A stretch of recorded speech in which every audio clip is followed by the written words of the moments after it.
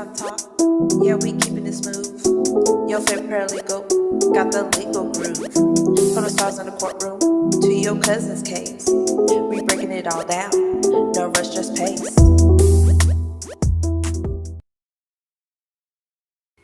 What's good, everybody?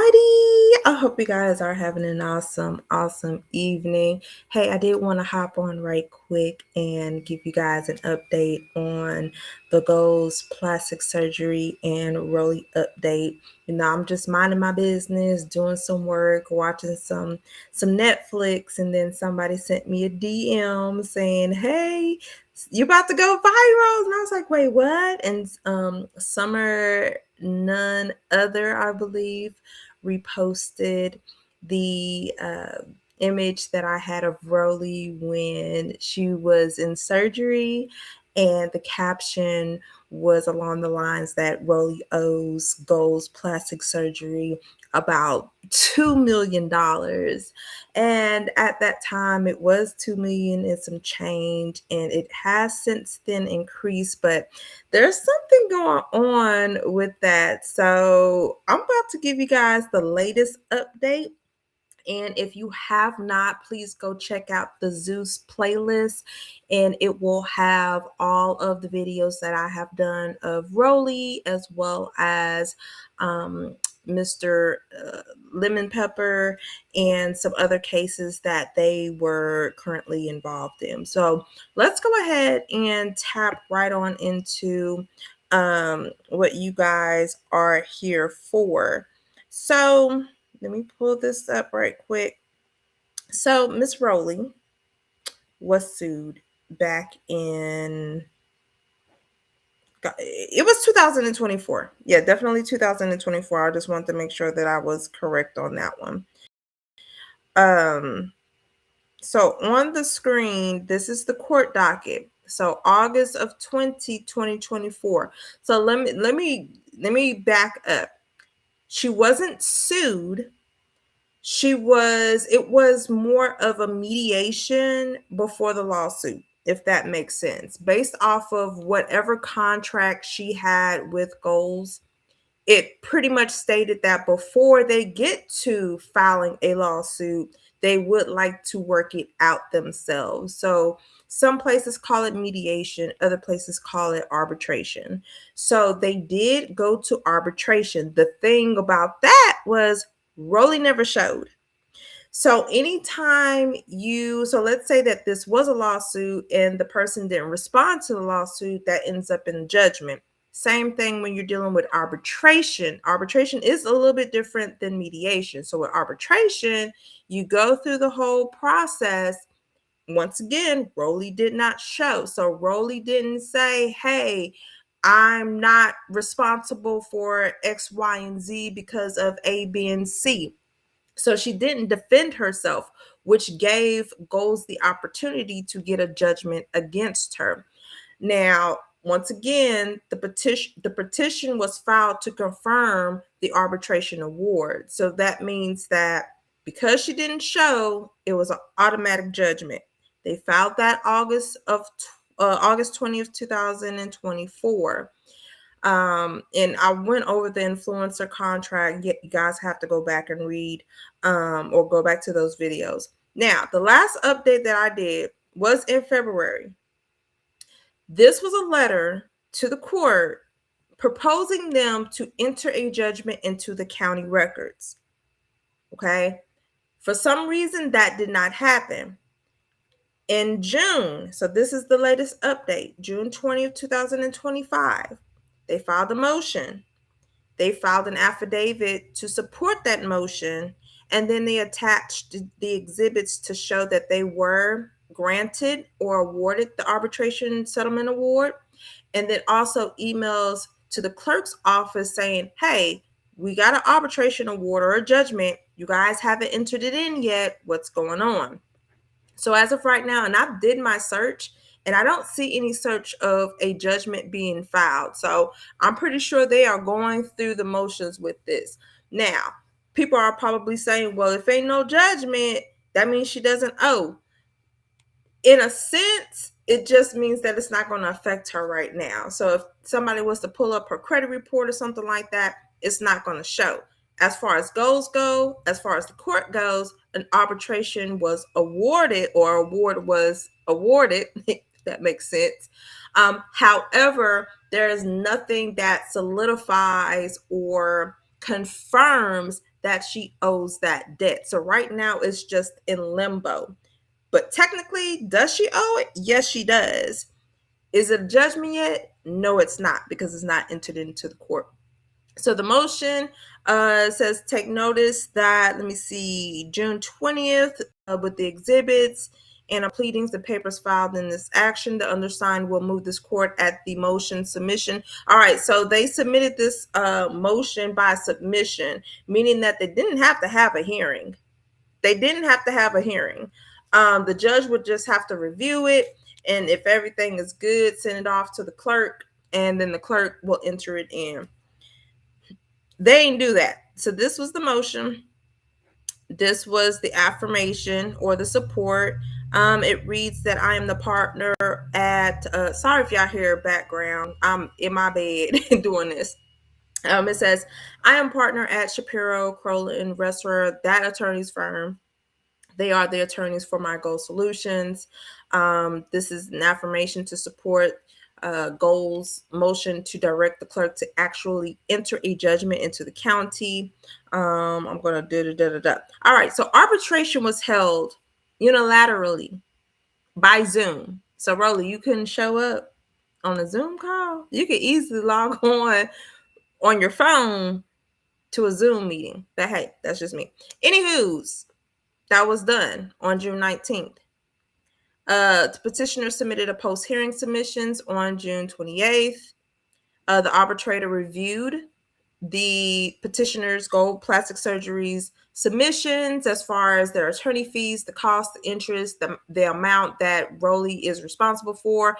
And they said, hey, after reviewing all of this and getting all of the documentation that you need to show as proof and to support your claim, we're going to go ahead and we're going to award you. So the arbitrator is the one who said, okay, this is the amount that this individual owes. It was affirmed on August 14th, 2024, and I'm going to show y'all that in a minute. That is a true and accurate copy. So as far as the arbitrator go, he is the one that says this is what is owed to Goals. So like I said, it's in limbo. It is in limbo. There just isn't a judgment that can be pulled up and said, hey, this is how much she owes. Because a judgment, once it hits your credit report, and that's a whole nother different thing. I do credit too, but I don't do everybody credit. I just do my credit, and I'm coming out with a do it yourself credit report. But that's neither here nor there.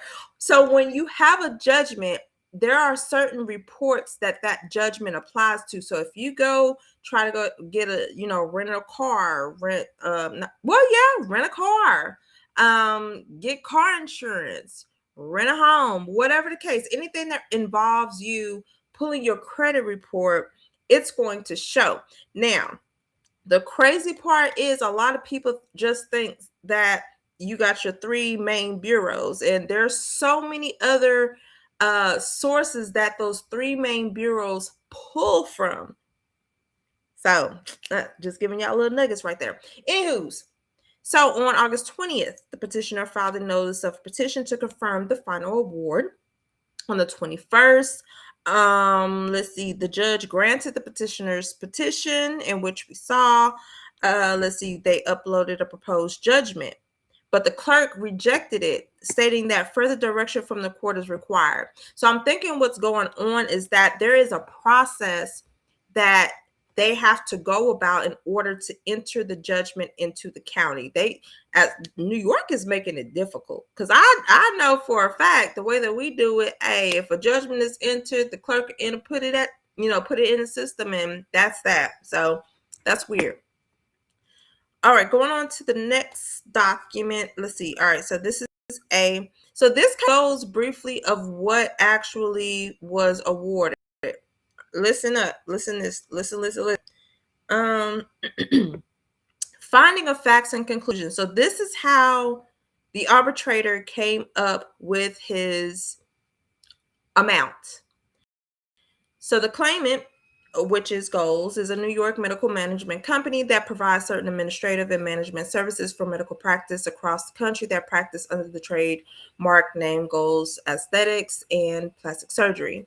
The principal owner is Mr. Dr. I'm just going to call him Voskin. Let's see, Ella Voskin is the wife who assists the doctor. Let me see. Among the services provided is the retention of influencers to advertise their services. So Rollie was considered an influencer. If you go back to the previous videos that I did, there was an influencer contract, and I went over that. Respondent was an influencer retained to provide certain services. Respondent was morbidly obese. Lord Jesus, they put that in there. Individual who was 5'4", damn, she's 5'4", tall and weighed more than 350 pounds. She had asthma and was a daily cannabis use. Baby, they putting all her business out there. The respondent required abdominal liposuction, which was the procedure. Claimant's medical history also showed that she had a prior C-section surgery several years prior. A respondent signed an influencer agreement with claimant dated March 12, 2023. The surgical session was to be filmed as part of the filming of a television show for Zeus Networks and later called Transforming Rolling. All parties, including respondent and Zeus Networks, agreed that it would only show claimant and its staff in a positive light, would not disparage the claimant, and would not take action to harm the reputation of claimant or its staff.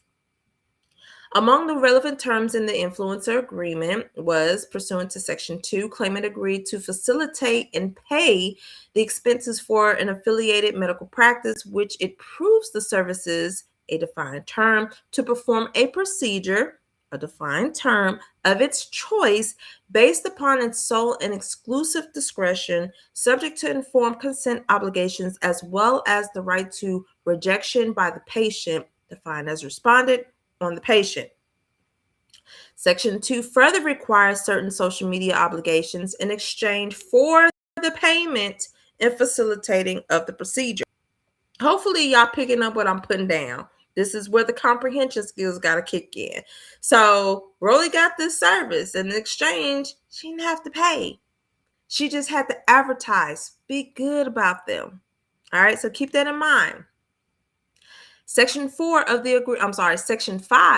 agreement contains a detailed non-disparagement term which states that in the age of computers and social media, many disappointed or unhappy people take to the internet to express their dissatisfaction. Such is especially important with respect to influencers who utilize social media and the internet for marketing purposes. With respect to retention of independent contractors, there are situations where, for various reasons, businesses and contractors do not see eye to eye, or the contractor may commit some act that is deemed as basis for a just cause for termination of the contractor, and as a result, the contractor may hastily choose to write a review or otherwise speak negatively as to the business. As a result, patient and influencer agrees to refrain from disparaging Goals, its affiliates, subsidiaries, employees, agents, officers, members, or directors, and or any other affiliations, which is under the covered group, or to induce or otherwise cause any other third party to do so in any manner and in any format, whether verbal, written, or digitally, nor otherwise take any action which could reasonably be expected to adversely affect the personal or professional reputation of those within the covered group. This includes, but is not limited to, negative online reviews, posting complaints to social media outlets such as Instagram, Facebook, Snapchat, Twitter, Google, Yelp, etc.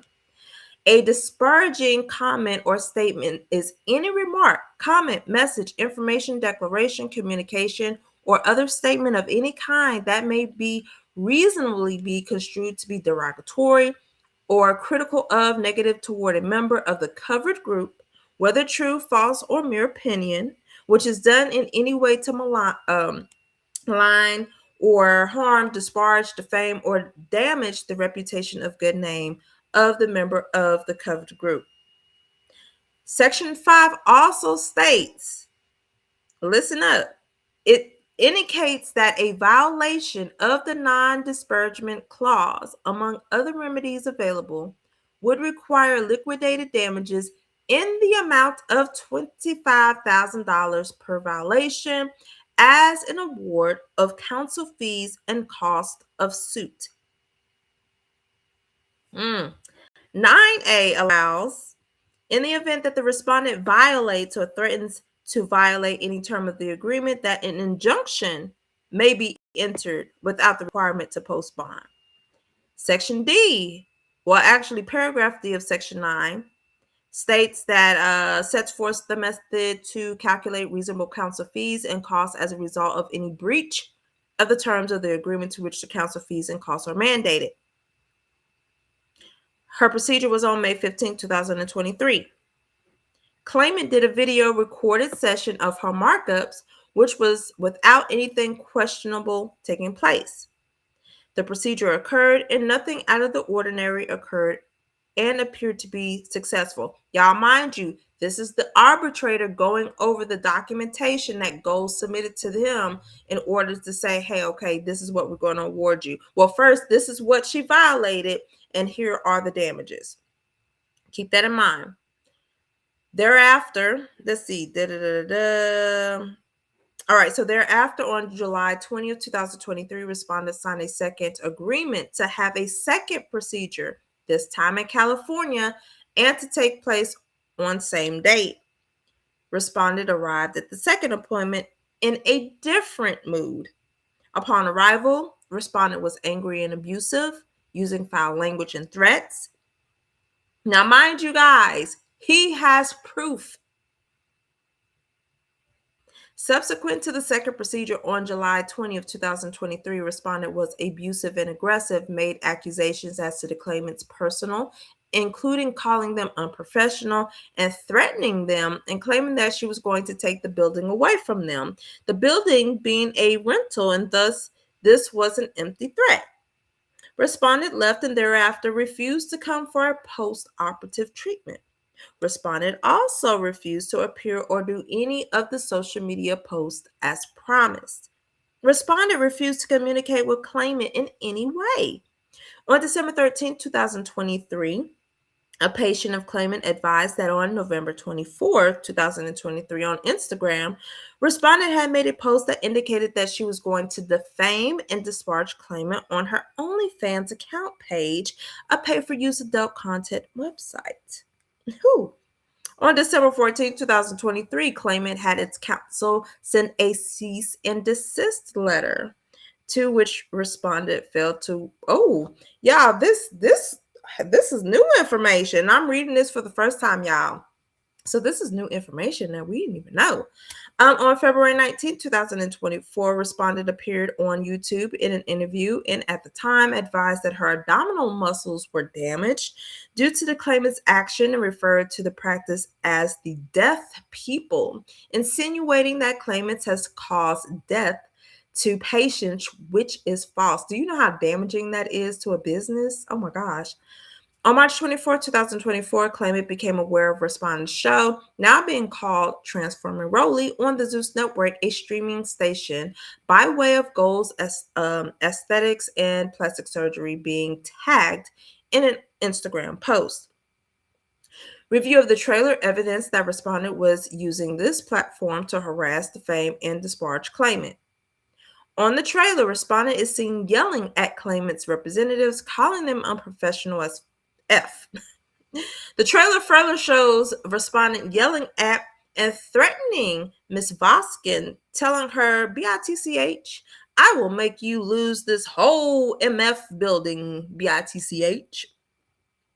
Immediately after the trailer, claimant started receiving messages from both scheduled and prospective patients canceling their appointments or preoperative meetings, and specifically advising the reason is because of respondent. Exhibit 5 is a sample showing these cancellations. Ooh, baby. The credible evidence shows that at least 100 existing or prospective patients cancel as a result of responded. The credible evidence further shows that the average gross income to claimant for each patient is $5,500. Therefore, the credible evidence shows that claimant lost $550,000 as a direct and proximate result of respondents' disparaging comments since mid-March of 2024. The credible evidence further shows that respondent falsely alleged that Dr. Voskin SA'd her. Rollie. The credible evidence shows that respondent falsely alleged that claimant and or its doctors damaged her stomach muscles during a liposuction procedure, but after review of the testimony of Dr. Voskin, this is not possible as it would have required immediate emergency medical care at the time, and further the process for liposuction, and especially on a morbidly obese individual such as respondent, would have been impossible. Now, so I'm not laughing because of the this I'm laughing because of the words that they're using. That's wild. The credible evidence shows that respondent has made multiple disparaging comments about claimant subsequent to their, including that claimant affiliated doctors damaged her stomach muscles, that claimants were unprofessional and the deaf people, that Dr. Voskin essayed her, and that the claimant has unalived patients and claimant sucks and should be out of business, that the procedures cause extensive pain, and that claimants botched her. This is among other disparaging statements made. The credible evidence shows that at least 10 disparaging comments were made and transmitted, and under the terms of the parties' agreement, claimant is entitled to $25,000 plus counsel fees for each false and defamatory statement. As there have been cease and desist notices in this arbitration, the respondent refuses to comply with any aspects of her contract or enter a defense. The credible evidence supports a finding that, absent an injunction, respondent will continue to defame or disparage claimant. Conclusions of law. Claimant brought a 3-count arbitration demand against respondent, which was served via personal service. So, breach of contract. The value of the first procedure, y'all, was $20,000, and the second was $15,000. And I'm not reading all this, but just know that she breached a contract. Let me see.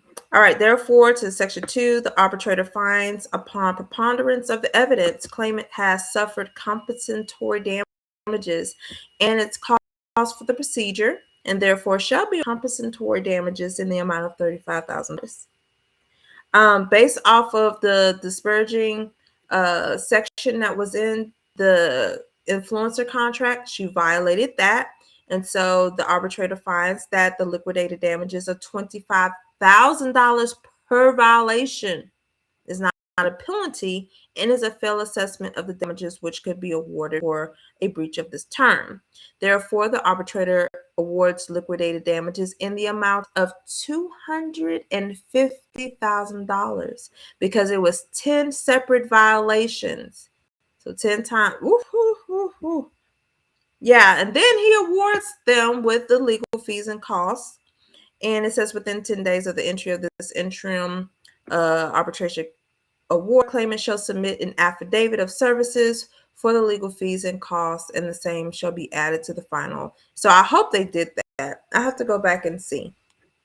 So they also went to arbitration for tortious interference with prospective economic advantage, just saying that because of her disparaging remarks that she made, those, I forgot how many people, however many people did not show for their appointments. They canceled. So she interfered with goals making money. Let's see.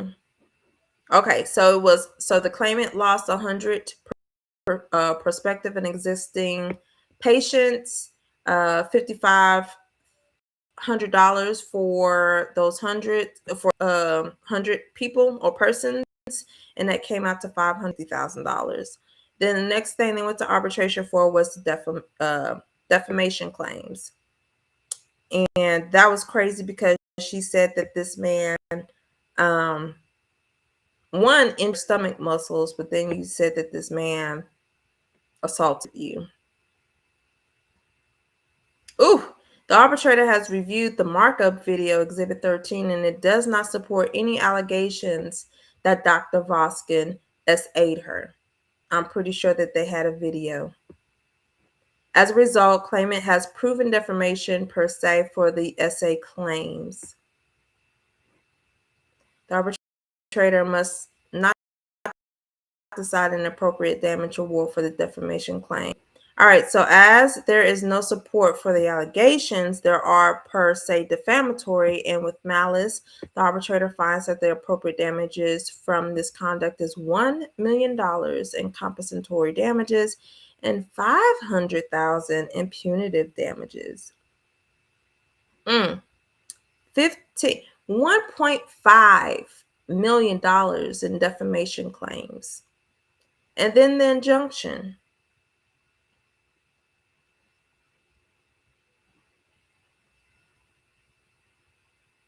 All right, arbitrator finds that the respondent did breach the non-disparagement terms. Okay, so he did find that. Then additional penalties of $500 per day. Look, wait.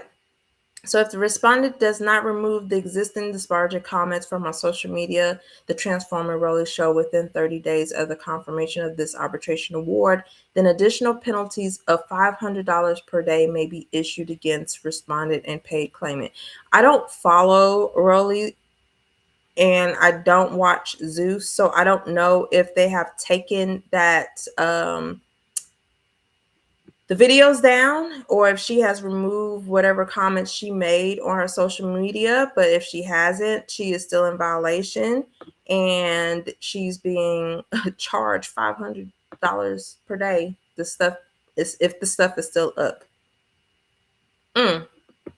Breach of contract, $2,800. Did I say 2,800? 28. I need to go to bed. 280,000 plus legal fees and costs, along with adjunctive relief.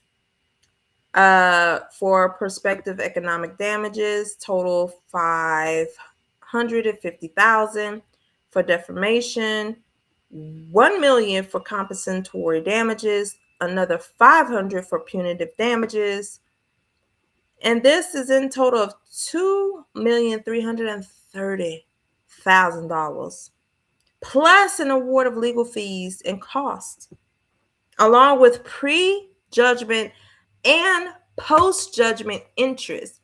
That is why it is important that they get this entered into the county, because I'm wondering if they're going to tally up the interest from the date of when the final arbitration agreement was sent to the court. Because if they did, then this number is going to be way higher. It's going to be way higher. And that was signed on August 1st, 2020. So it's already been a year. Already been a year. I don't know what the interest rate, the annual interest rate is for post-judgment interest. But I know that this number is well over 25 or 2.5 mil. Man. And these are just the emails. So as of right now, so what I tell y'all, so when they send this email, May 28th, so this is to confirm the arbitration award amount is, okay, this is with the attorney's fees, legal costs, and all of that. Okay, so that's why it is $2,599,059.18. This is not counting the post-judgment interest. So I am sure, since it's been a year, that she is well over $2.6 million. and counting.